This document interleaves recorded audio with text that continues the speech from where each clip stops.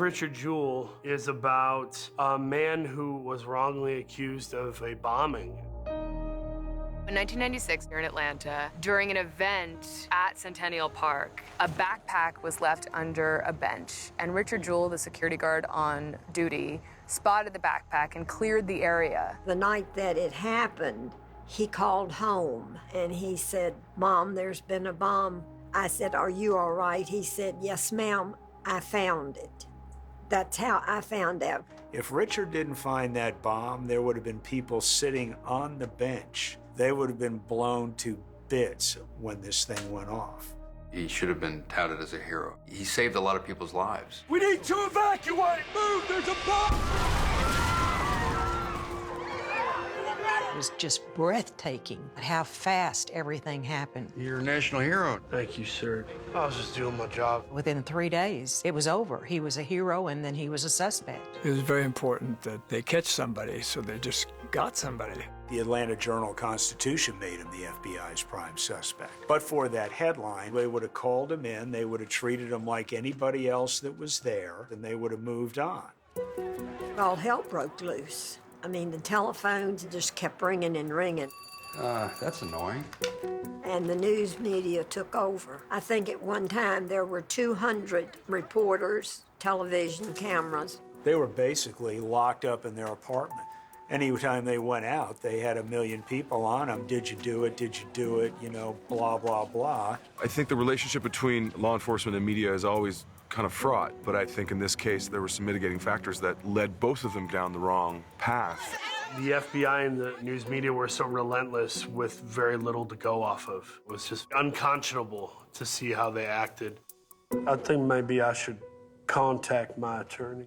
Why would you want to do that, Richard? It wasn't necessarily bad police work, it was just kind of incomplete police work. Well, eventually they let him go, they never charged him with anything. But the unfortunate side of it was that the guy's life was completely ruined because he was tried in the court of public opinion and summarily found guilty. People have to do their homework and be clear, because you can really mess up a person's life. It was an American tragedy that this man was treated so badly by the FBI and that he was tricked. There's a bomb in Centennial Park, you have 30 minutes. It might be the only way to clear your name. A lot of people still think maybe he was the guy. And that is what Clint wants to get across, that here's an American hero, but he's still remembered as the bomber. All right, well, let's beat the hell out of these bastards. The fact that you're memorializing someone is such an honor. There were a lot of people I met who knew Richard, and they all had different things to say. At some point, you have to funnel out all of the noise and say, what story are we telling, and what am I going to communicate to an audience? He was a good guy, one that was always polite. I was raised to respect authority, sir. Son, authorities was outside that window looking to eat you alive. He was basically a regular guy. He wanted to be a regular cop. He didn't want to be Dirty Harry. Richard always paid attention at little things. He was a very lovable boy. He really was. He was a guy that tried to do the right thing, and that's what would get him into trouble. Richard Jewell is such a rootable individual. I want to root for him in life and on screen. Now you're just yelling at me, telling me to be somebody that I'm not.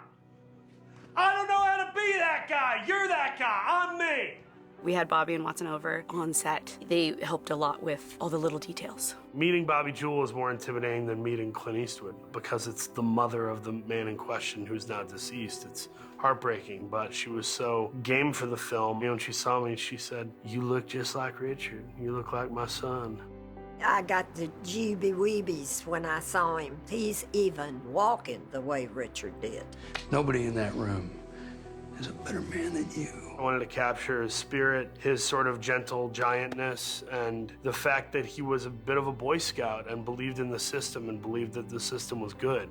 And when you're playing these real people, there's a huge responsibility to represent them. I spent about 7 hours with Watson and just recording him. It was very useful. I spoke with Bobby. I remember when we got together to talk about it, she says, "Just be me." I thought, well, if only I could. I don't look a thing like Bobby. She's teeny weeny. But at the end of the day, this is a movie, and I'm an actor. You have to imagine what they went through, and you have to get it in your bones. I didn't mean to cry. No, you did real good. It's important for people to know the truth. Let's go show them who you are. To this day, if you ask people about this, some of them will say that, oh, he was the bomber. The scary thing now is the world, since Richard died, has just gone, excuse me, Lord, to hell. I mean, it really has. I think it's a bit of a reality check that we haven't righted all these wrongs, and this is still liable to happen to anybody. It's just become even worse when you have the Twitter mob determining whether somebody is innocent or guilty before anybody knows anything, and have that echo chamber start. Do you have any idea what kind of wildfire you started? If it You've hadn't ruined been- this man's life. I've carried this in my heart all these years. And they really need to know. It's important to remain critical, be patient, give people the benefit of the doubt, question information you're told. People should stop and think before they accuse people, but we're in an era now where you don't have any protection from it. Richard Jewell was painted with a very unfair brushstroke, and I think this film will acknowledge his humanity. It's a story that needs to be told and make Richard the hero that he deserved to be.